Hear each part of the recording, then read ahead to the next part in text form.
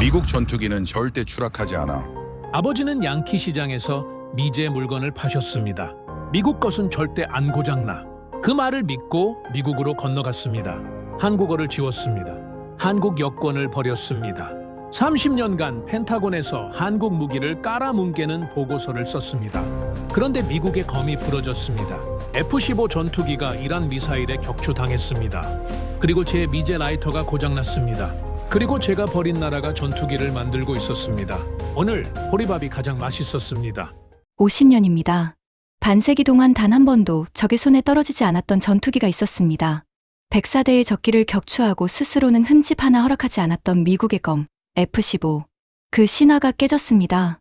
이란 상공에서 대공 미사일 한 발에 맞고 추락한 겁니다. 조종사 2명 중 1명은 구조됐지만 나머지 1명은 아직 돌아오지 못했습니다. 펜타곤 지하 3층 상황실에서 그 장면을 지켜보고 있었던 사람이 저입니다. 국방분석국 수석감찰관 데이비드 박. 30년간 미국의 무기가 세계 최강이라고 분석해온 사람이죠. 그런데 그날 저를 더 충격에 빠뜨린 건 F-15의 추락이 아니었습니다. 같은 전쟁터에서 제가 고철이라 불렀던 한국 무기가 182발을 한 발도 못 뚫게 막았다는 보고서였어요.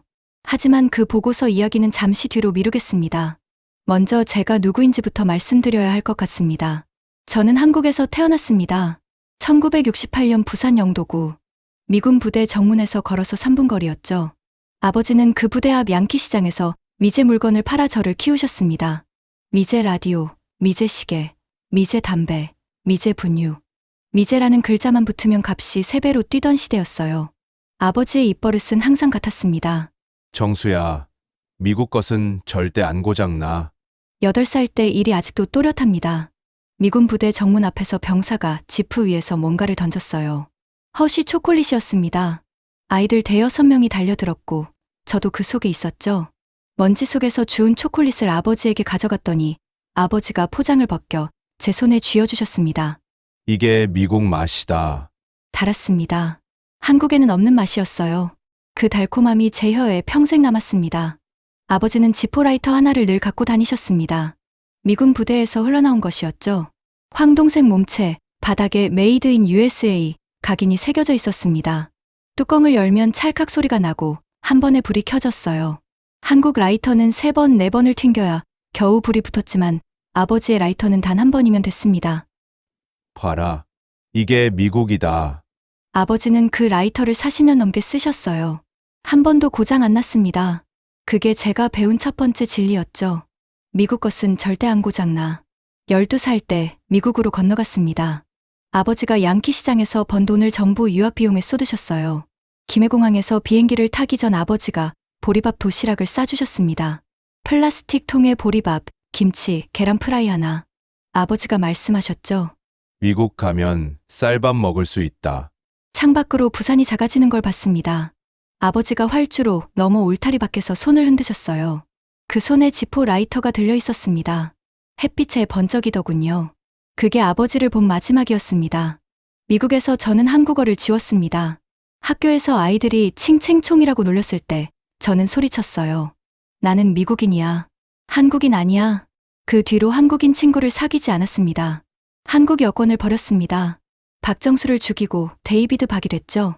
MIT 항공우주공학과를 수석으로 졸업했습니다.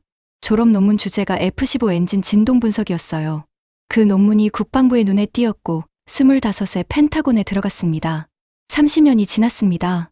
그 30년 동안 저는 미국의 무기가 세계 최고라는 보고서를 수백 건 썼어요.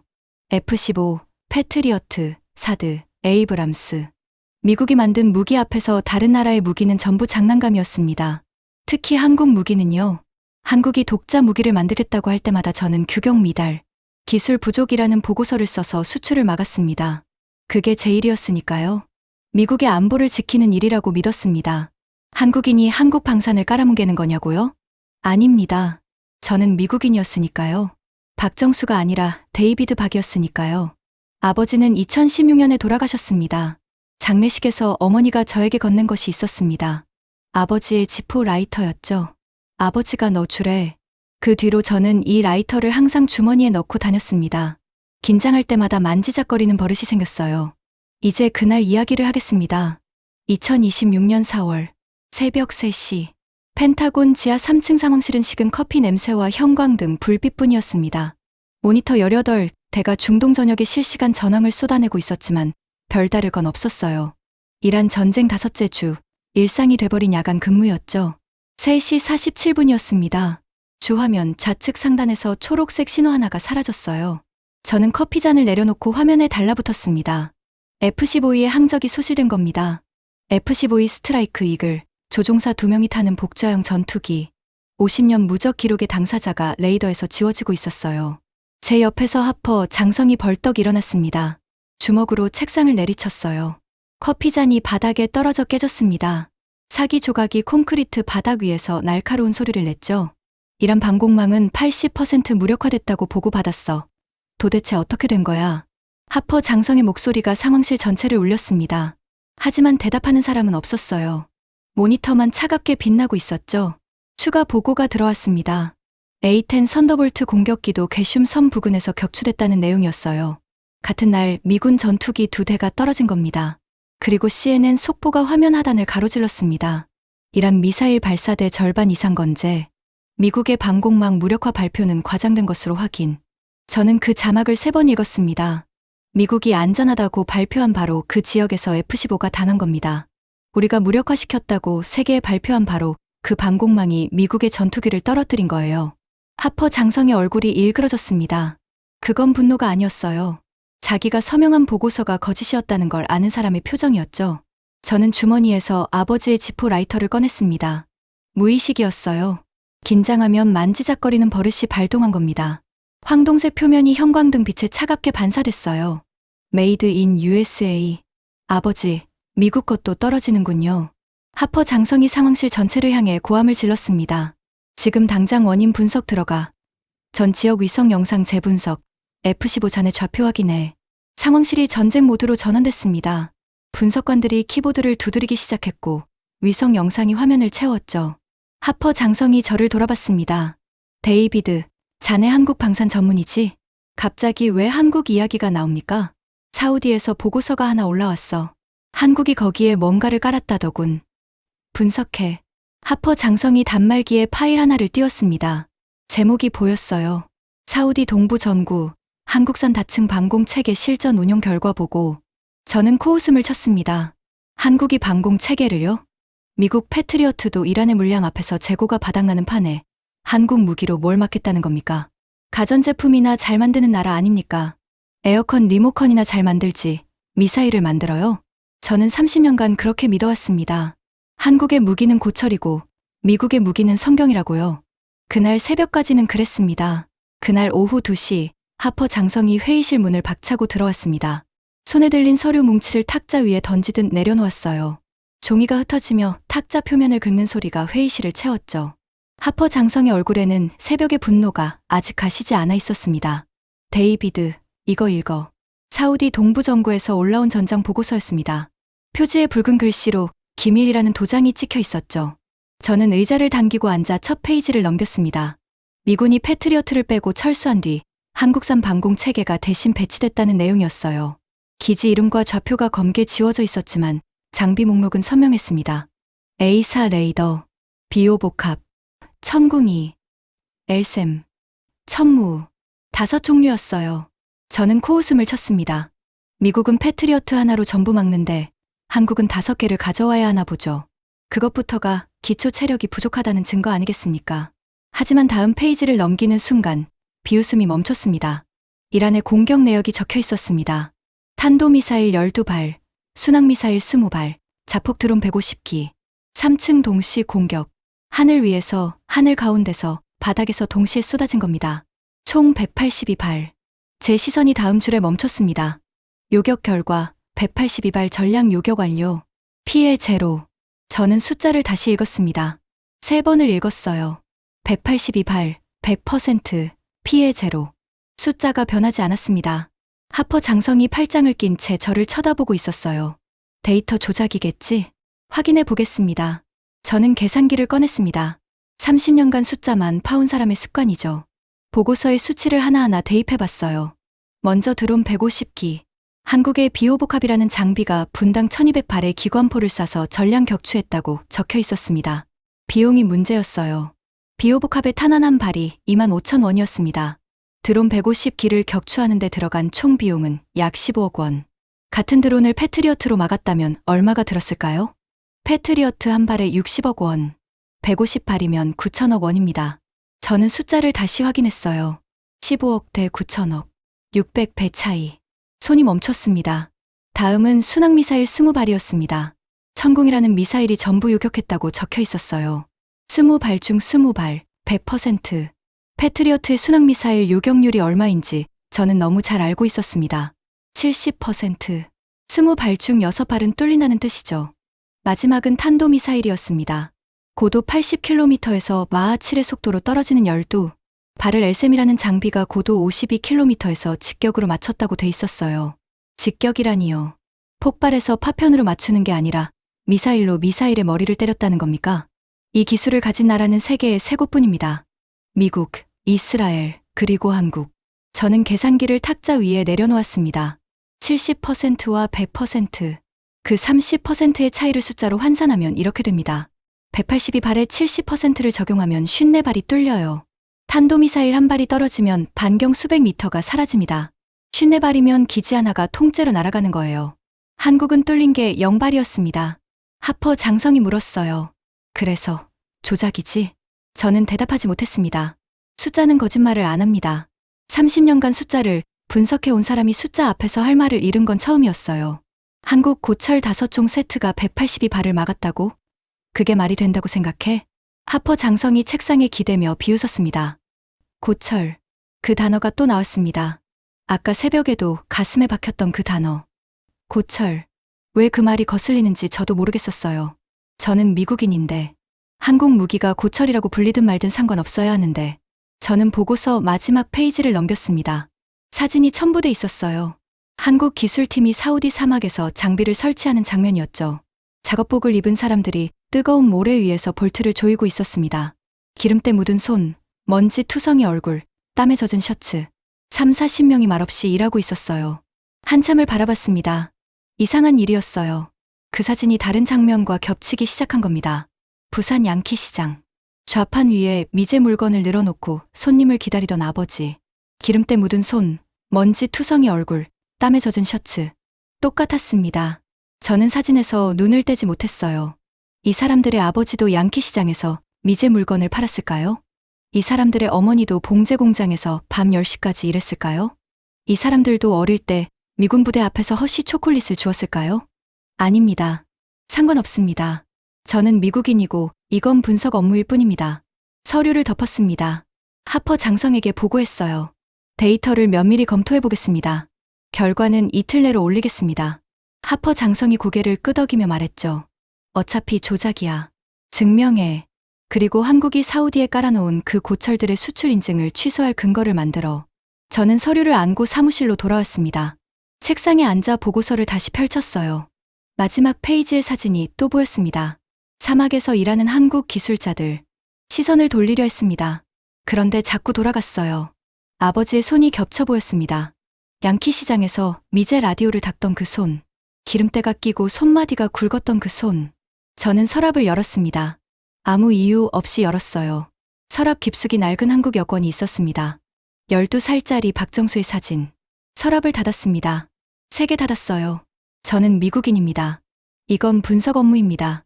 숫자는 거짓말을 안 하지만 감정은 업무를 방해할 뿐입니다. 다음 날 아침 9시 펜타곤 3층 회의실 문을 열자 낯선 향수 냄새가 코를 찔렀습니다. 고급 향수였어요. 미국 군인들은 이런 냄새를 안 풍기죠. 테이블 끝에 앉아있는 사람이 보였습니다. 일본 방위성 심의관 다나카 켄지였어요. 다나카는 자리에서 일어나 허리를 깊이 숙였습니다. 미소가 부드러웠어요. 입꼬리가 정확한 각도로 올라가 있었죠. 하지만 안경 너머의 눈이 웃지 않았습니다. 저는 30년간 수많은 사람의 표정을 읽어왔어요. 다나카의 미소는 계산된 것이었습니다. 데이비드 상, 오랜만입니다. 한국의 182발 보고서, 저도 봤습니다. 다나카의 영어는 유창했지만 어딘가 매끄럽지 않았어요. 마치 모든 단어를 머릿속에서 한번 검열한 뒤에 내보내는 것 같았죠. 솔직히 과장 아닐까요? 한국 무기가 100%라니 상식적으로 납득이 안 됩니다. 하퍼 장성이 팔짱을 끼며 동조했습니다. 동감이야. 우리 패트리어트도 70인데 한국이 100이라고? 말이 안 되지. 다나카가 서류 한 뭉치를 꺼냈습니다. 표지에 일본 방위성 직인이 찍혀 있었어요. 그리고 한국의 전투기 KF-21 말인데요. 다나카가 서류를 펼치며 목소리를 낮췄습니다. 엔진이 미국 지휘 것이잖아요. 미국이 공급을 끊으면 날지도 못하는 비행기입니다. 그건 전투기가 아니라 미국의 허락증이에요. 하퍼 장성이 고개를 끄덕였어요. 맞아. 한국은 결국 우리 손바닥 아니야. 다나카가 다음 페이지를 펼쳤습니다. F-35 공동생산 체제 제안서였어요. 일본은 미국과 함께 F-35를 아시아에서 공동 생산하는 체제를 제안합니다. 아시아 방공은 미일 동맹이 책임져야 하지 않겠습니까? 한국산 따위가 중동에 나가는 건 동맹 전체의 신뢰를 해치는 일입니다. 저는 다나카의 서류를 넘기면서 뒷면을 봤어요. 한국 KF-21의 중동 수출을 막기 위한 구체적인 로비 계획이 적혀 있었습니다. 기술 유출 우려를 명분으로 미국에 제재를 요청하는 문서였죠. 다나카가 미소를 유지한 채 차를 마셨습니다. 저는 그 순간을 놓치지 않았어요. 찻잔을 든 다나카의 손이 미세하게 떨리고 있었습니다. 다른 사람은 못 봤을 거예요. 하지만 30년간 사람의 약점을 관찰해 온 제 눈에는 선명했습니다. 다나카도 불안한 거였어요. 한국이 두려운 겁니다. 기술로 못 이기니까 정치로 짓밟으려는 거예요. 회의가 끝났습니다. 복도를 걷는데 뒤에서 발소리가 들렸어요. 다나카였습니다. 옆으로 다가오더니 목소리를 한층 더 낮췄어요. 데이비드 상, 한국에 가셔서 KF-21을 조사하실 때 엔진 마운트 부분을 집중적으로 보시면 됩니다. 한국의 정밀도는 미국 규격에 못 미칠 테니까요. 한 박자 쉬더니 덧붙였습니다. 결함을 찾아주시면 일본 방위성은 감찰관님의 공헌을 잊지 않겠습니다. 이건 미일 동맹을 위한 일이기도 하니까요. 저를 매수하려는 거였습니다. 노골적이었죠. 하지만 저는 거절하지 않았어요. 수락하지도 않았습니다. 그냥 걸어갔어요. 30년간 이런 게임에 익숙했으니까요. 한국 방산을 견제하는 건 원래 제 일이었고 다나카가 시키든 하퍼가 시키든 결과는 같았습니다. 결함을 찾고 보고서를 쓰고 수출을 막는 것. 그게 제가 30년간 해온 일이었어요. 사무실로 돌아와 자리에 앉았습니다. 보고서를 펼치기 전에 다나카의 배경이 궁금해졌어요. 저도 모르게 뒷조사를 시작했습니다. 다나카 켄지, 도쿄대 공학부 출신, 미쓰비시 중공업에서 F-2 전투기 개발에 참여. 저는 화면을 다시 읽었습니다. F-2 전투기. 그게 뭔지 저는 너무 잘 알고 있었어요. 미국의 F-16을 기반으로 만든 개조판이었습니다. 미국 기술을 라이선스로 받아서 약간 바꾼 거예요. 독자 기술이 아니었죠. 남의 기술을 베껴서 만든 사람이 한국의 독자 기술을 깔아뭉개려 하고 있었습니다. 저는 모니터를 바라보며 이상한 감정이 치밀어 오르는 걸 느꼈어요. 분노였습니다. 그런데 그 분노가 누구를 향한 건지 알 수 없었습니다. 다나카를 향한 건가요? 한국을 이용해서 자기 밥그릇을 지키려는 그 비열함에 대한 분노? 아니면 저 자신을 향한 건가요? 30년간 똑같은 일을 해놓고 이제 와서 불쾌하다고 느끼는 이 위선에 대한 분노? 주머니에서 지포 라이터를 꺼내 만지작거렸습니다. 메이드 인 USA. 아버지라면 뭐라고 하셨을까요? 아버지는 미국을 동경하셨지만 일본은 싫어하셨어요. 양키 시장에서 일본 물건은 절대 안 파셨습니다. 미제는 팔아도 일제는 안 판다. 아버지의 그 말이 갑자기 떠올랐습니다. 저는 라이터를 주머니에 넣고 모니터를 껐어요. 다나카의 미소가 아직 머릿속에 남아 있었습니다. 그 미소 뒤에 숨은 것이 동맹이 아니라 공포라는 걸 알면서도 저는 아무것도 하지 않았습니다. 그게 제 일이니까요. 미국인으로서 해야 할 일. 그런데 왜 이렇게 찝찝한 겁니까? 이틀 뒤 펜타곤 지하 2층 보안 브리핑실에 철문이 열렸습니다. 형광등 대신 파란색 간접 조명이 방 전체를 차갑게 물들이고 있었어요. 의자 등받이의 가죽 냄새가 코를 찔렀죠. 이 방에 불려오면 좋은 일이 없습니다. 기밀 중에 기밀을 다루는 곳이니까요. CIA 동아시아 담당관이 스크린을 켰습니다. 오늘 브리핑은 이란 전쟁의 이면에 관한 것입니다. 특히 동아시아 방산역학 관계에 집중하겠습니다. 첫 화면에 뜬 건 다나카 켄지의 얼굴이었어요. 저는 등받이에 몸을 기댔습니다. 어제 복도에서 저에게 속삭이던 그 미소가 스크린 위에서도 똑같이 빛나고 있었죠. 일본 방위성 심의관 다나카 켄지가 워싱턴에서 진행 중인 로비 활동에 대한 감청 자료입니다. 담당관이 파일을 열었습니다. 다나카가 본국에 보낸 비밀 전문이었어요. CIA가 감청한 것이죠. 한국이 KF-21을 중동에 수출하면 일본 방사는 끝장입니다. 반드시 막아야 합니다. 첫 줄부터 노골적이었습니다. 저는 눈을 가늘게 뜨고 다음 내용을 읽었어요.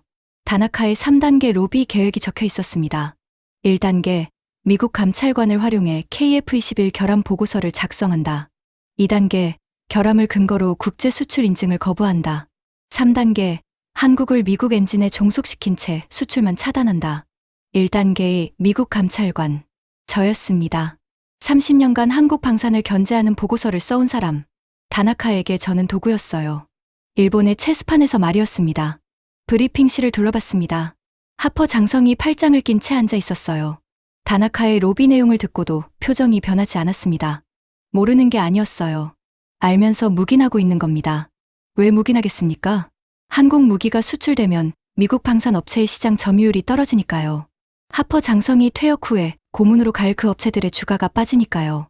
다나카의 목적과 하퍼의 목적이 겹치는 겁니다. 한국을 막는다는 한 가지 목표 아래 미국과 일본이 손을 잡은 거예요. 그리고 그 실행자가 저였습니다. 담당관이 다음 화면을 넘겼어요. 참고로 현재 한국 방산의 국제 계약 현황입니다. 숫자가 쏟아졌습니다. 사우디, 폴란드, UAE, 루마니아, 필리핀. 한국 무기 계약이 줄줄이 체결되고 있었어요. 천궁, K9 자주포, FA-50 경전투기, 그리고 KF-21 도입협의. 미국과 일본이 견제를 강화하고 있음에도 불구하고 시장은 한국을 선택하고 있습니다. 담당관의 말에 하퍼 장성의 미간이 찌푸려졌어요. 저도 숫자를 봤습니다. 30년간 숫자를 분석해온 사람의 눈에 비친 현실은 단순했어요.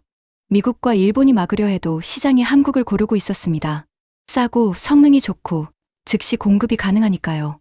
패트리어트 한 발 60억 원, 천궁 한 발 15억 원, F-35 한 대 1,500억 원, KF-21 한 대 1,200억 원. 미국은 재고도 없고 비싸고 납기도 늦습니다. 한국은 있고 싸고 빠르죠. 시장은 정치를 안 봅니다. 숫자만 봐요. 그런데 우리는 그 숫자를 정치로 뒤집으려 하고 있었습니다. 다나카의 로비로, 하퍼의 묵인으로, 그리고 제 보고서로. 브리핑이 끝나고 화장실에 들어갔습니다. 세면대 위 거울에 제 얼굴이 비쳤어요. 58년을 살아온 얼굴. 한국인의 얼굴. 아무리 데이비드 박이라고 불러도 거울 속에는 박정수가 서 있었습니다. 나는 누구입니까? 미국의 분석가입니까? 일본의 도구입니까? 30년간 한국 무기를 견제하는 보고서를 써왔습니다. 한국이 독자 엔진을 개발하려 할 때 규격 미달이라고 썼어요. 한국이 미사일을 수출하려 할 때 기술 부족이라고 썼습니다. 한국이 전투기를 만들겠다고 할 때 불가능이라고 썼죠. 그게 미국의 안보를 지키는 일이라고 믿었습니다. 그런데 다나카의 3단계 계획서를 보니 다른 그림이 보이더군요. 저는 미국의 안보를 지킨 게 아니라 미국과 일본의 밥그릇을 지켜온 겁니다. 거울 속에 박정수가 저를 바라보고 있었어요. 12살 때 나는 한국인 아니야 라고 소리쳤던 그 아이의 얼굴이 거기 있었습니다. 수돗물을 틀었습니다. 찬물로 얼굴을 씻었어요. 물이 턱을 타고 흘러 셔츠 칼라를 적셨습니다. 거울을 다시 봤어요. 얼굴에서 물이 뚝뚝 떨어지고 있었습니다. 그게 수돗물인지 다른 무엇인지 저도 모르겠더군요. 사무실로 돌아왔습니다. 책상 위에 하퍼, 장성이 남긴 메모가 있었어요. 한국 출장 일정 확정. 사천 KAI 공장. KF-21 양산 시설 감찰. 결함을 찾아와. 결함을 찾아오라. 30년간 해온 일이었습니다. 한 번도 거부한 적 없는 명령이었어요. 그런데 오늘따라 그 메모 한 줄이 유난히 무겁게 느껴졌습니다. 주머니에서 지포 라이터를 꺼내 만지작거렸어요. 메이드 인 USA. 아버지는 이 라이터를 자랑스러워하셨습니다. 미국이 만든 물건이니까요. 하지만 아버지는 미국의 체스판에서 어떤 말이셨을까요? 양키 시장에서 미제 물건을 팔아주는 소비자. 미국이 필요할 때 쓰고 필요 없으면 버리는 존재. 라이터를 주머니에 넣었습니다. 체스판 위에서 저는 졸이었습니다. 아버지도 졸이셨어요. 그런데 한국은 조리되지 않으려 하고 있었습니다. 전투기를 만들고 방패를 만들고 182발을 막으면서 조용히 혼자서 그 사실이 저를 불편하게 만들었어요.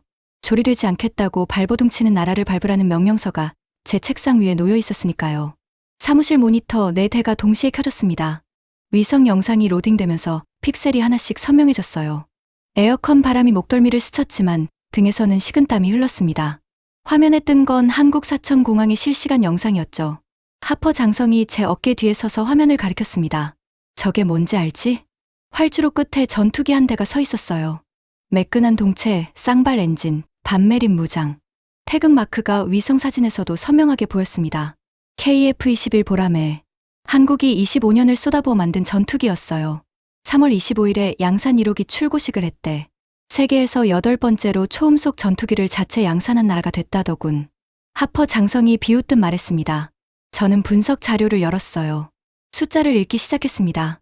한 줄 한 줄, 제 표정이 바뀌고 있다는 걸 스스로도 느꼈죠. 부품 22만 개, 국산화율 65%, 개발비 7조 5천억 원, 비행시험 1600회, 42개월, 무사고, 1600회 무사고. 저는 그 줄에서 멈췄습니다. 이틀 전 F-15가 격추됐어요.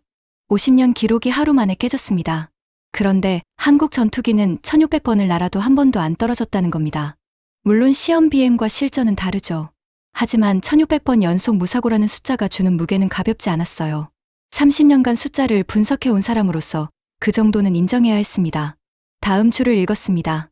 미국이 AM라함 미사일 통합을 거부. 한국은 유럽 MBDA의 미티어 미사일을 장착. 미국이 미사일을 안 준 겁니다. 한국 전투기에 미국 미사일을 달지 못하게 막았어요. 그러면 무장이 불안전해지고 수출도 어려워지니까요. 하퍼 장성이 팔짱을 끼며 말했습니다. 봐라. 엔진도 우리 지휘 것이고 미사일도 우리가 안 줬어. 그 비행기는 결국 우리 손바닥 아니야. 다나카가 옆에서 고개를 끄덕였어요. 언제 들어왔는지 모르겠지만 회의실 구석에 서 있었습니다. 맞습니다. AM라함 없이는 공대공 전투력이 반쪽이에요. 장난감이나 다름없죠. 가격 정보를 봤습니다. F-35가 한 대에 1,500억 원이었어요. 유지비까지 합치면 천문학적이죠. KF-21은 1,200억 원. 유지비는 F-35의 절반이었습니다. 싸고 성능이 나쁘지 않고 미국 미사일 대신 유럽 미사일을 달아버렸습니다. 안 주면 다른 데서 구합니다. 한국 사람들은 원래 그렇습니다. 그 말이 제 입에서 나왔어요. 회의실이 조용해졌습니다. 하퍼 장성과 다나카가 동시에 저를 쳐다봤어요. 하퍼의 눈이 가늘어졌습니다. 다나카의 미소가 사라졌어요. 저도 놀랐습니다. 왜 저런 말이 나왔을까요? 한국 사람들이라고요? 저는 미국인입니다. 그 사람들이라고 했어야 맞죠. 그런데 한국 사람들이라는 말이 입에서 먼저 튀어나온 겁니다. 마치 30년간 잠겨있던 문이 잠깐 열린 것 같았어요. 하퍼 장성이 저를 응시하며 물었습니다. 데이비드, 자네 한국계지? 그건 업무와 상관없습니다. 물론이지. 하지만 감정이 분석을 흐리면 안 되잖아. 감정이라니요. 저는 30년간 감정 없이 숫자만 봐온 사람입니다. 그런데 왜 방금 그런 말이 나왔을까요? 회의가 끝나고 사무실로 돌아왔어요. 의자에 앉아 모니터를 켰지만 아무것도 손에 잡히지 않았습니다. 한국 사람들은 원래 그렇습니다. 그 말을 곱씹었어요.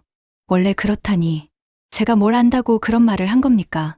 12살에 떠난 나라를 뭘 안다고요. 38년 동안 돌아가지도 않았으면서. 저도 모르게 시선이 책상 서랍으로 갔습니다. 서랍을 열었어요. 깊숙한 곳에 낡은 한국 여권이 있었습니다. 20년 넘게 만료된 여권. 표지가 바랬고 모서리가 달아 있었죠. 펼쳤습니다. 12살짜리 박정수의 사진이 저를 올려다보고 있었어요. 짧은 머리, 까만 눈, 마른 얼굴. 부산 영도구에서 미제 초콜릿을 주워 먹던 아이. 그 아이가 58년이 지나 펜타곤에 앉아 한국 전투기의 결함을 찾으러 가려 하고 있었습니다. 서랍을 닫았어요. 이번에는 3개 닫지 않았습니다. 그냥 천천히 밀어 넣었어요. 모니터 화면에 KF-21의 위성 영상이 아직 떠 있었습니다. 활주로에 서 있는 그 전투기를 한참 바라봤어요. 22만 개의 부품, 25년의 시간, 7조 5천억 원의 돈, 1600번의 비행, 그리고 미국이 미사일을 안 줘도 유럽에서 구해 달아버린 사람들. 안 되면 되게 하는 사람들. 그게 정말 장난감을 만드는 사람들의 태도였을까요? 주머니에서 지포 라이터를 꺼냈습니다. 뚜껑을 열었어요. 찰칵 소리가 났습니다. 불이 켜졌어요. 아직은 켜졌습니다. 아직은요. 출장 명령서가 내려온 건 그 다음날 오전이었습니다. 하퍼 장성의 서명이 찍힌 공식 문서였어요. 사천 KAI 공장, KF-21 양산 시설 감찰, 기간 사흘. 하퍼 장성이 전화로 짧게 말했습니다. 결함을 찾아와. 수출 인증을 뒤집을 근거가 필요해. 전화를 끊자마자 단말기에 메시지가 떴어요. 다나카였습니다. 엔진 마운트 접합부를 집중 조사하시면 됩니다. 한국의 정밀 가공 기술은 미국 규격에 못 미칩니다. 좋은 소식 기다리겠습니다. 저는 메시지를 읽고 단말기를 뒤집어 놓았습니다. 사무실 컴퓨터에서 항공편을 검색했어요. 워싱턴 덜레스 국제공항에서 인천국제공항. 직항. 14시간. 커서가 예압 버튼 위에서 깜빡이고 있었습니다. 손가락이 움직이지 않았어요. 인천, 대한민국. 38년 만이었습니다. 모니터를 바라보며 시간이 얼마나 흘렀는지 모르겠어요. 10분은 됐을 겁니다. 커서가 깜빡이고 에어컨이 윙윙거리고 복도에서 누군가의 구두 소리가 멀어져 갔어요. 돌아가면 마주해야 할 것들이 머릿속을 스쳐 지나갔습니다. 한국어. 30년간 잊으려 했던 언어. 하지만 어젯밤에도 꿈에서는 한국어로 말하고 있었어요. 꿈속에서는 아직 박정수였습니다. 부산. 양키시장의 소음, 바다 냄새, 아버지의 목소리. 매일 밤 꿈에 나오지만 한 번도 인정하지 않았어요. 인정하면 제가 만들어 놓은 데이비드 박이라는 껍데기가 깨지니까요. 아버지. 미국 시민권도 못 받고 식당에서 접시를 닦다 돌아가신 분. 장례식에서 한국인 목사님이 한국어로 기도하셨는데 저는 그 기도를 다 알아들었어요. 안 잊혀졌습니다. 한 글자도. 한국에 가면 그 모든 것과 마주해야 합니다. 제가 버린 것들. 한국어, 부산, 아버지, 박정수라는 이름. 저는 38년간 그것들을 서랍 깊숙이 넣어두고 살았어요. 안 열면 아프지 않으니까요. 하지만 이번에는 열어야 했습니다. 임무니까요. 결함을 찾으라는 명령이니까요. 예약 버튼을 눌렀습니다. 클릭 한 번이 이렇게 무거운 건 처음이었어요. 결제가 완료됐습니다. 모니터에 뜬 확인 화면. 워싱턴 덜레스 출발, 인천 도착. 탑승일 이틀 뒤, 저는 한참 그 화면을 바라봤어요. 인천이라는 두 글자가 묘하게 낯설고 묘하게 익숙했습니다. 퇴근 후 아파트에서 짐을 쌌어요. 출장 가방은 항상 같았습니다. 서류, 노트북, 레이저 스캐너, 셔츠 2벌, 세면 도구. 전 세계 어디를 가든 똑같은 가방이었죠. 하지만 이번에는 손이 2번 더 움직였어요. 먼저 주머니에서 지포 라이터를 꺼내 가방 안주머니에 넣었습니다. 아버지의 유품. 출장 갈 때 늘 갖고 다니지만 이번에는 넣는 손이 떨렸어요. 그리고 침실 서랍을 열었습니다. 서랍 맨 안쪽, 양말 밑에 숨겨둔 것. 낡은 한국 여권이었어요. 20년 넘게 만료된 여권. 표지가 바래고 모서리가 해졌습니다. 펼쳤어요. 12살짜리 박정수가 저를 올려다보고 있었습니다. 이 여권을 왜 안 버렸는지 모르겠어요. 미국 시민권을 받던 날, 한국 여권을 반납하라고 했을 때 사본을 하나 만들어뒀습니다. 버려야 했는데 못 버렸어요. 30년간 서랍에 넣어두고 한 번도 안 꺼냈습니다.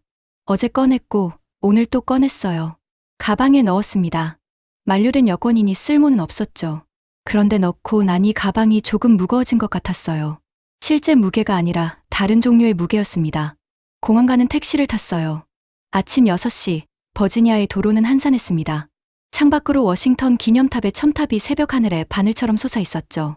30년간 봐온 풍경이었지만 오늘따라 낯설었어요. 라디오에서 뉴스가 흘러나왔습니다. 이란 전쟁 5째 주, 미 공군 F-15 격추 이후 전략 재검토가 진행되고 있습니다. 펜타곤 관계자는. 저는 라디오를 껐어요. 듣고 싶지 않았습니다. 택시 기사가 백미러로 저를 봤어요. 어디 가십니까? 덜레스 공항이요. 출장이세요? 네. 어디로요? 한 박자 쉬었습니다. 한국이요. 그 두 글자를 입 밖에 내는 게 이상하게 어려웠어요. 38년 만에 처음으로 한국에 간다고 말한 겁니다. 택시 기사가 고개를 끄덕이며 더 묻지 않았어요. 창밖으로 포토맥 강이 보였습니다. 강물이 새벽빛에 회색으로 반짝이고 있었죠. 저 강 건너가 펜타곤입니다. 30년간 출퇴근한 건물. 미국의 심장부. 제 정체성의 근거. 그런데 오늘 저는 거기를 떠나 한국으로 가고 있었어요. 결함을 찾으러 간다고 자신에게 말했습니다. 임무니까. 명령이니까. 하지만 가방 안에 넣어둔 만료된 한국 여권이 자꾸 신경 쓰였어요. 결함을 찾으러 가는 사람이 왜 쓸모없는 여권을 챙겼을까요? 저도 그 답을 몰랐습니다. 고도만 2000m, 태평양 위였습니다. 기내 조명이 어둡게 바뀌고 승객 대부분이 잠들어 있었어요. 엔진 소리가 일정한 진동으로 좌석을 흔들었죠. 창밖은 칠흑 같은 어둠뿐이었습니다. 14시간 비행 중 9시간째, 저는 한잠도 못 자고 있었어요. 가방 안주머니에서 지포 라이터를 꺼내 만지작거렸습니다. 비행기 안에서 불을 켤 수는 없었지만 손에 쥐고 있으면 마음이 놓였어요. 아버지가 옆에 계신 것 같았으니까요. 전화기를 꺼냈습니다. 기내 와이파이에 연결돼 있었어요. 연락처를 스크롤했습니다. 엄마라고 저장돼 있었어요. 영어가 아니라 한국어로. 연락처 전체에서 한국어로 저장된 이름은 이것 하나뿐이었습니다. 통화 버튼을 눌렀어요. 30년 만에 한국어로 전화를 거는 겁니다. 신호음이 3번 울렸습니다. 여보세요? 어머니의 목소리였어요. LA 한인타운 작은 아파트에서 받으셨겠죠. 엄마. 한 박자 침묵이 흘렀어요. 어머, 정수야. 웬일이니? 영어로 안 하고? 정수야. 30년간 아무도 부르지 않은 이름이었습니다. 데이비드도, 미스터 박도, 감찰관님도 아닌 정수야. 목이 막혔어요. 엄마, 나 한국 가. 한국, 38년 만에? 왜? 일이야. 한국 전투기 조사하러. 전투기. 한국이 전투기를 만들어? 어머니 목소리에 놀라움이 섞여 있었어요. 아버지 세대에게 전투기는 미국의 것이었으니까요. 한국이 전투기를 만든다는 건 아버지가 믿었던 세계의 질서가 바뀌었다는 뜻이었습니다. 응. 세계에서 8번째래. 초음속으로 날아. 어머니가 한참 말이 없으셨어요. 기내 엔진 소리만 귀를 채웠습니다. 내 아버지가 살아계셨으면 좋아하셨을까, 슬퍼하셨을까? 가슴이 뜨거워졌어요. 무슨 뜻이야, 엄마? 아버지는 평생 미국이 최고라고 하셨잖아. 미제가 최고라고. 근데 한국이 전투기를 만들었다면 아버지가 믿었던 그 미국이 더 이상 최고가 아니라는 뜻 아니겠니? 저는 대답하지 못했습니다. 어머니의 말이 정확했으니까요. 정수야, 아버지는 미국을 동경하신 게 아니야. 그러면 뭘 동경하신 건데? 잘 사는 나라. 그때는 미국이 유일했을 뿐이지. 한국이 잘 살면 아버지도 좋아하셨을 거야. 잘 사는 나라. 아버지는 미국이라는 나라를 동경한 게 아니라 잘 사는 나라를 동경하신 거였습니다. 1970년대 부산에서 잘 사는 나라는 미국뿐이었으니까요. 미제 물건이 좋았던 게 아니라 좋은 물건을 만들 수 있는 나라가 부러웠던 겁니다. 엄마, 나 한국 전투기에서 결함을 찾으러 가는 거야. 잠깐 말을 멈췄어요. 미국이 시킨 거야. 어머니가 또 침묵하셨습니다. 이번 침묵은 아까보다 길었어요. 정수야. 응. 내가 가서 진짜 결함이 있으면 찾아야지. 당연한 거야. 응. 하지만 결함이 없는데 만들어내지는 마라. 어머니의 목소리가 낮아졌어요. 그건 내 아버지가 가르친 게 아니야. 가슴에 못이 박히는 것 같았습니다. 아버지는 양키 시장에서 미제 물건을 파셨지만 가짜는 절대 안 파셨어요. 일본 제품에 미제 딱지를 붙여서 파는 사람들이 있었는데 아버지는 그런 짓을 경멸하셨습니다. 가짜를 팔면 손님이 안 온다. 진짜만 팔아야 장사가 되는 거야. 아버지의 말씀이 귀에 울렸어요. 진짜 결함이면 찾아야 합니다. 하지만 없는 결함을 만들어내는 건 가짜를 파는 거예요. 엄마, 아버지가 돌아가시기 전에 뭐라고 하셨어? 글쎄, 마지막에 뭐라고 하셨더라. 어머니가 기억을 더듬으셨어요. 아, 맞다. 라이터 주면서 그러셨어. 정수한테 주라고. 미국 것은 안 고장나니까 평생 쓸 수 있을 거라고. 전화를 끊었습니다. 오래 쥐고 있을 수가 없었어요. 눈이 뜨거웠습니다. 고개를 창밖으로 돌렸어요. 칠흑 같은 어둠 속에 아무것도 보이지 않았습니다. 옆 좌석에서 냄새가 났어요. 고개를 돌리니 한국인 할아버지 한 분이 김밥을 드시고 있었습니다. 비닐 포장을 벗기며 젓가락으로 한 줄씩 집어 드셨죠. 김 냄새가 기내의 차가운 공기 속으로 번졌어요. 그 냄새. 부산집에서 어머니가 소풍 때마다 싸주시던 김밥 냄새와 같았습니다. 38년 전 냄새가 코끝을 찔렀어요. 고개를 돌렸습니다. 참았어요. 주머니에서 지포 라이터를 꺼냈습니다. 비행기 아니라 불을 켜면 안 되지만 상관없었어요. 그냥 켜보고 싶었습니다. 아버지의 라이터가 아직 살아있는지 확인하고 싶었어요. 뚜껑을 열었습니다. 찰칵, 바퀴를 튕겼어요. 불이 안 켜졌습니다. 다시 튕겼어요. 안 켜졌습니다. 세 번째, 안 켜졌어요. 40년간 한 번도 안 고장나던 라이터였습니다. 한 번만 튕기면 바로 켜지던 라이터. 아버지가 이게 미국이다라고 자랑하시던 라이터. 그게 안 켜졌어요. 메이드 인 USA. 아버지, 미국 것도 고장나더군요. 라이터를 한 번 더 튕겼습니다. 네 번째, 안 켜졌어요. 손에서 힘이 빠졌습니다. 라이터를 무릎 위에 올려놓았어요. 창밖은 여전히 어두웠습니다. 태평양 어딘가를 날고 있었죠.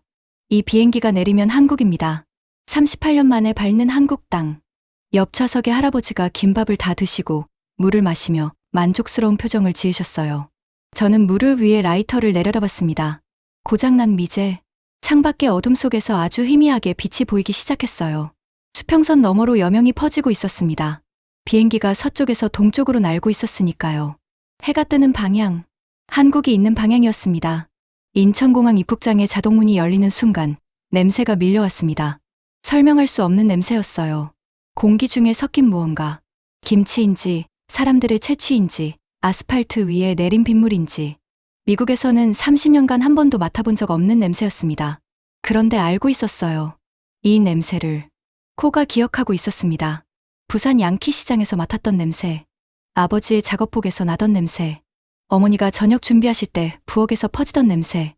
38년 전의 냄새가 코끝을 때렸어요. 다리에 힘이 빠질 뻔했습니다. 간판이 보였어요. 전부 한국어였습니다.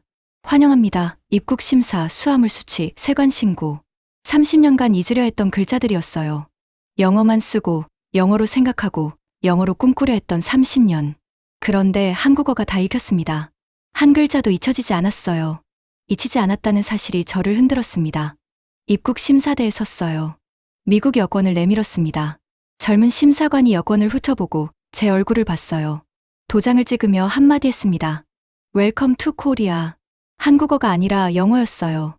미국 여권을 냈으니까 당연하죠.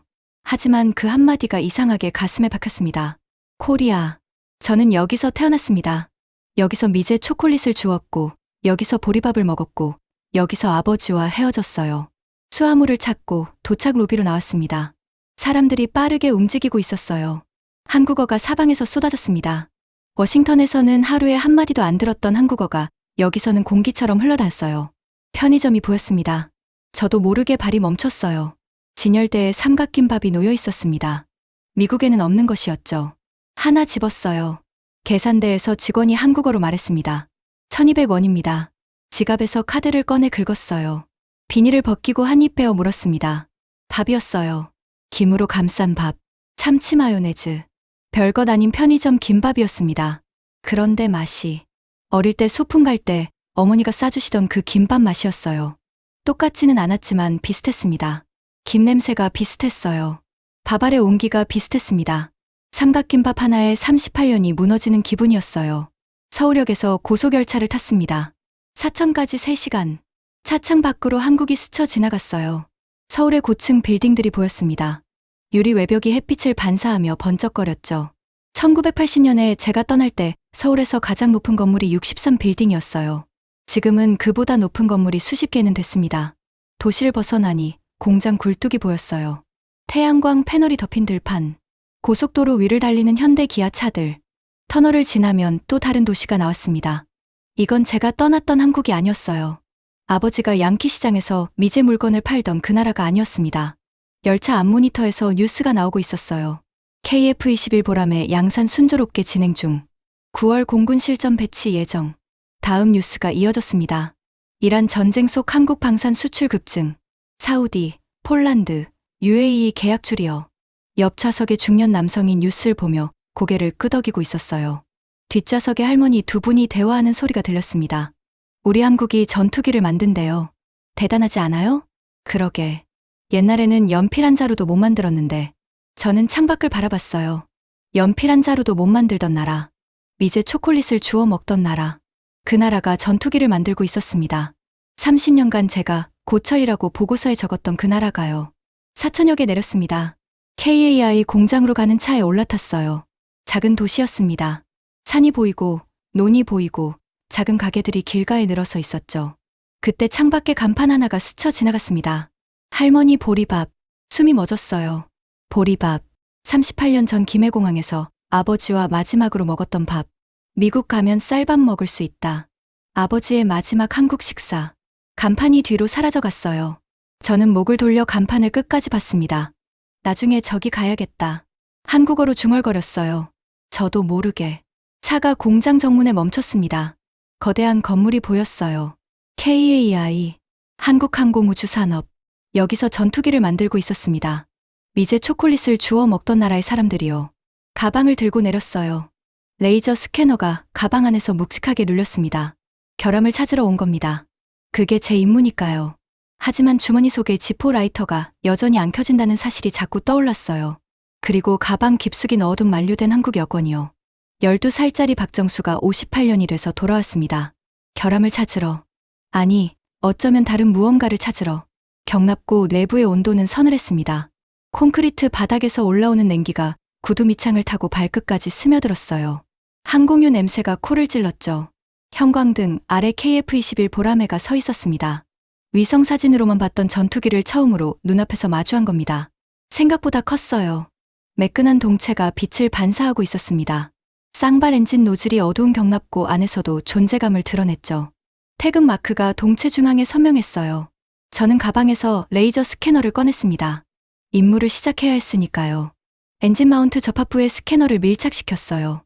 다나카가 말했던 바로 그 부분이었습니다. 데이터가 흘러나왔어요. 소수점 아래 세 자리까지 정밀하게 계산된 수치들이 화면을 채웠습니다. 30년간 해온 일이었죠. 눈이 자동으로 숫자를 읽었어요. 그때 뒤에서 발소리가 들렸습니다. 비행복을 입은 남자가 다가오고 있었어요. 30대, 단정한 머리, 눈이 맑았습니다. 감찰관님, 무엇을 찾으셨습니까? 목소리가 차분했어요. 적대적이지도 비굴하지도 않았습니다. KF-21 테스트 파일럿 강민재 소령입니다. 데이비드 박입니다. 펜타곤 국방분석국. 강소령이 저를 바라봤어요. 잠시 침묵이 흘렀습니다. 그리고 한국어로 물었죠. 혹시 한국 분이십니까? 심장이 뛰었어요. 아닙니다. 미국인입니다. 강소령이 고개를 살짝 기울였습니다. 비웃음이 아니었어요. 뭔가를 알고 있다는 눈빛도 아니었습니다. 그냥 담담했어요. 비행 보시겠습니까? 내일 아침 시험 비행이 있습니다. 다음 날 아침, 사천 활주로의 공기가 차가웠습니다. 안개가 걷히고 하늘이 맑았어요. KF-21이 활주로 끝에 서 있었습니다. 강소령이 조종석에 올라탔어요. 캐노피가 닫히며 금속 소리가 울렸습니다. 엔진이 점화됐어요. 굉음이 사천의 공기를 찢었습니다. 뼛속까지 울리는 진동이었어요. 관제탑 옆에 서 있던 제 셔츠가 바람에 펄럭였습니다. KF-21이 활주로를 달렸어요. 속도가 붙었습니다. 앞바퀴가 떨어졌어요. 하늘로 치솟았습니다. 수직에 가까운 각도로 구름을 뚫고 올라갔어요. 관제탑 모니터에 속도가 표시됐습니다. 마하 1.2, 1.5, 1.8. 손익품이 울렸습니다. 사천의 하늘을 가르는 충격파가 땅까지 전해졌어요. 가슴이 울렸습니다. 구름 사이로 KF-21의 실루엣이 보였어요. 날카로운 검이 허공을 베는 것 같았습니다. 관제탑 스피커에서 강소령의 목소리가 흘러나왔어요. 마하 1.8 안정. 전 시스템 정상. 하늘이 좋습니다. 하늘이 좋습니다. 저는 그 한마디를 듣고 멈춰섰어요. 30년간 수천 건의 비행 데이터를 분석했습니다. 하지만 하늘이 좋습니다라는 말을 들은 건 처음이었어요. 미국 조종사들은 시스템 노미널, 올 그린이라고 보고하죠. 하늘이 좋다고는 안 합니다. KF-21이 선회했어요. 기체가 햇빛을 받아 번쩍였습니다. 태극 마크가 하늘에서 빛나고 있었어요. 20분 뒤 KF-21이 활주로에 내렸습니다. 완벽한 착륙이었어요. 바퀴가 활주로에 닿는 순간 가벼운 연기가 피어올랐죠. 저는 관제탑 옆 벤치에 앉았습니다. 노트북을 열었어요. 하퍼에게 보낼 보고서. 커서가 빈 화면 위에서 깜빡이고 있었습니다. 제목을 적기 시작했어요. KF-21 엔진 마운트 규격 이탈 확인. 비행 인증 거부 권고. 30년간 써온 문장이었습니다. 한국 무기가 나올 때마다 이 문장을 변형해서 썼어요. 규격 미달, 기술 부족, 인증 불가. 손가락이 자동으로 움직여야 했습니다. 움직이지 않았어요. 방금 하늘을 가르던 KF-21이 떠올랐습니다. 마하 1.8의 손익품이 귀에 울렸어요. 1600회 무사고. 이틀 전 F-15가 격추됐습니다. 50년 기록이 하루 만에 깨졌어요. 패트리어트 70%, 한국 100%, 182발 피해 제로. 숫자는 거짓말을 안 합니다. 30년간 숫자를 분석해온 사람이 숫자를 조작하는 건 직업을 배신하는 거예요. 키보드 위에서 손이 떨렸어요. 이 보고서 한 줄이면 KF-21은 국제시장에서 영원히 추방됩니다. 다나카가 원하는 결과, 하퍼가 원하는 결론, 미국이 원하는 질서. 하지만 결함이 있었습니까? 스캐너 데이터를 다시 봤어요. 미국 규격과 다른 부분이 있었습니다. 하지만 그게 결함인지 다른 설계 철학인지는 판단의 영역이었어요. 비행은 완벽했습니다. 마하 1.8에서 기체가 흔들리지 않았어요. 엔진이 떨어지지 않았습니다. 어머니 목소리가 들렸어요. 결함이 없는데 만들어내지는 마라. 그건 내 아버지가 가르친 게 아니야. 아버지의 목소리가 들렸습니다. 가짜를 팔면 손님이 안 온다. 5분이 지났어요. 10분이 지났습니다.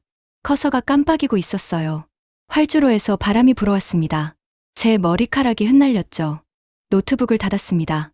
보고서를 쓰지 못했어요. 30년 만에 처음이었습니다. 한참을 벤치에 앉아 있었어요. 활주로 위에 KF-21이 서 있었습니다. 엔진이 식으면서 아지랑이가 기체 주변에 피어올랐어요. 그때 발소리가 들렸습니다. 강소령이 다가오고 있었어요. 비행복에 지퍼를 내리며 걸어왔습니다. 강소령이 제 옆에 멈춰섰어요. 제 얼굴을 봤겠죠. 노트북을 닫고 멍하니 앉아있는 58세 남자의 얼굴을요. 아무 말도 하지 않았습니다. 한참 뒤에 강소령이 입을 열었어요. 감찰관님, 식사하셨습니까? 공장 근처 골목 안쪽에 작은 식당이 있었습니다. 어제 차 안에서 봤던 그 간판, 할머니 보리밥, 페인트가 벗겨진 낡은 간판이었어요. 문을 열자 된장찌개 끓는 냄새가 확 밀려왔습니다. 38년 전 부산집 냄새였어요. 어머니가 저녁 준비하실 때 부엌에서 퍼지던 바로 그 냄새. 다리에 힘이 풀릴 뻔했습니다. 강소령이 뒤에서 들어왔어요. 여기가 공장 사람들이 자주 오는 식당입니다. 보리밥 괜찮으시죠? 할머니 한 분이 주방에서 나오셨어요. 허리가 약간 굽으셨고 앞치마에 된장 자국이 묻어 있었죠. 뭐 드실래요? 보리밥 2그릇 주세요. 강소령이 주문했어요. 밥이 나왔습니다. 보리밥, 김치, 시금치 나물, 콩나물, 된장찌개. 반찬 접시가 작은 밥상을 빼곡히 채웠어요. 숟가락을 들었습니다. 보리밥을 한 숟가락 떴어요. 입에 넣는 순간 멈췄습니다. 보리의 거친 식감이 혀에 닿았어요. 쌀밥과는 다른 까끌까끌한 느낌. 38년 전 김해공항에서 아버지와 먹었던 보리밥이었습니다. 플라스틱 통에 담긴 보리밥, 김치, 계란 프라이. 아버지가 말씀하셨죠. 미국 가면 쌀밥 먹을 수 있다. 미국에서 쌀밥을 먹었습니다. 스테이크도 먹었어요. 펜타곤 구내식당의 햄버거도 먹었죠. 8살 때 주었던 허쉬 초콜릿의 달콤함을 매일 먹었습니다. 하지만 오늘 보리밥이 가장 맛있었어요. 눈물이 났습니다. 왜인지 모르겠어요. 보리밥을 먹는데 눈물이 났습니다. 강소령이 아무 말 없이 기다려줬어요. 젓가락을 내려놓고 조용히 앉아 있었습니다. 한참 뒤에 제가 물었어요. 소령님, 왜 이걸 만듭니까? 전투기를. 미국이 방해하고 일본이 견제하는데. 강소령이 된장찌개를 한 숟가락 뜨며 대답했습니다. 저는 공군사관학교 시절에 F-15K를 봤습니다. 미국 전투기가 우리 하늘을 날아가는 걸요. 그때 생각했어요. 우리 하늘인데 왜 남의 비행기가 지키고 있지? 그래서 조종사가 됐습니까? 아니요. 전투기 조종사가 아니라 우리 전투기를 조종하는 사람이 되고 싶었습니다.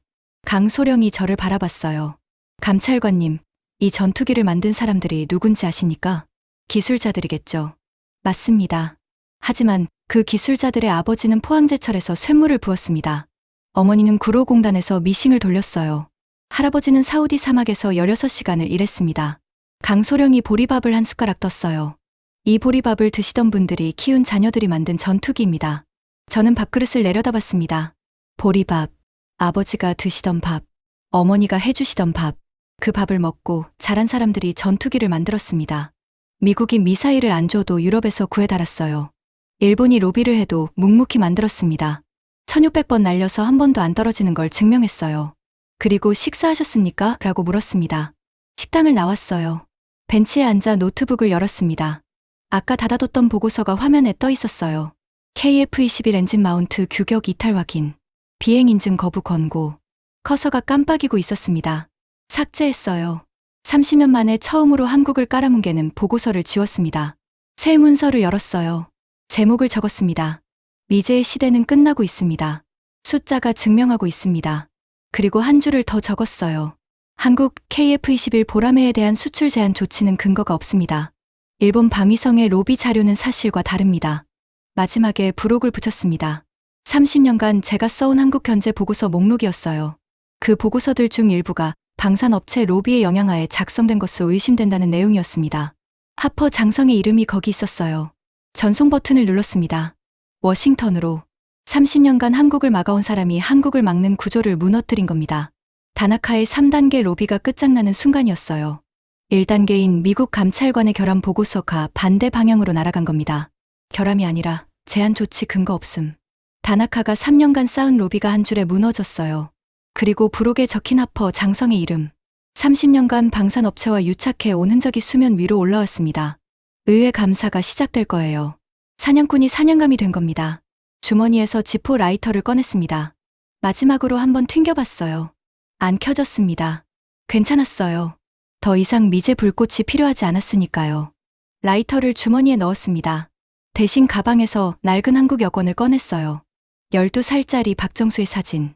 짧은 머리, 까만 눈, 마른 얼굴. 그 아이가 58년을 돌아서 여기까지 왔습니다. 저는 데이비드 박입니다. 미국인입니다. 하지만 오늘 처음으로 한국인 박정수로 살고 싶었습니다. 사천의 오후 햇살이 따뜻했어요. 공장 너머로 산이 보였습니다. 하늘이 맑았죠. 아까 KF-21이 갈랐던 그 하늘이었습니다. 아버지 세대는 미제를 동경했습니다. 미국 것이면 다 좋다고 믿으셨어요. 양키 시장에서 미제 물건을 팔아 자식을 키우셨죠. 자녀 세대는 미제를 넘었습니다. 포항제철에서 쇳물을 부었고 사우디 사막에서 16시간을 일했고 구로공단에서 밤새 미싱을 돌렸습니다. 그 땀이 공장이 됐고 그 공장에서 반도체가 나왔고 자동차가 나왔고 전투기가 나왔어요. 손주 세대는 세계가 동경하는 나라에서 태어났습니다. 미국의 F-15가 50년 만에 격추됐습니다. 한국의 KF-21은 1600번 무사고로 날았어요. 미국의 패트리어트는 재고가 바닥났습니다. 한국의 방패는 182발을 100% 막았어요. 미제 라이터는 40년 만에 고장났습니다. 한국이 만든 무기는 고장나지 않았어요. 보리밥을 드시던 그 손으로 키운 나라가 전투기를 만드는 나라가 됐습니다. 미제의 시대가 끝나고 있습니다. 하지만 슬퍼하지 마십시오. 아버지가 동경하시던 그 자리에 아버지가 떠나신 그 나라가 서 있으니까요. 그게 대한민국입니다. 아우트로 50년 무적이던 미국의 검이 부러졌습니다. 40년 무고장이던 미제 라이터가 꺼졌습니다. 하지만 한국이 만든 방패는 182발을 한 발도 못 뚫게 막았고 한국이 만든 검은 1600번을 날아도 한 번도 떨어지지 않았습니다. 미제의 시대가 끝나고 있습니다. 그 자리에 보리밥을 먹고 자란 사람들이 만든 나라가 서 있습니다. 대한민국. 오늘 이야기가 가슴에 남으셨다면 구독과 좋아요 부탁드립니다. 대한민국 파이팅 댓글 한 줄이 저희에게 가장 큰 힘이 됩니다.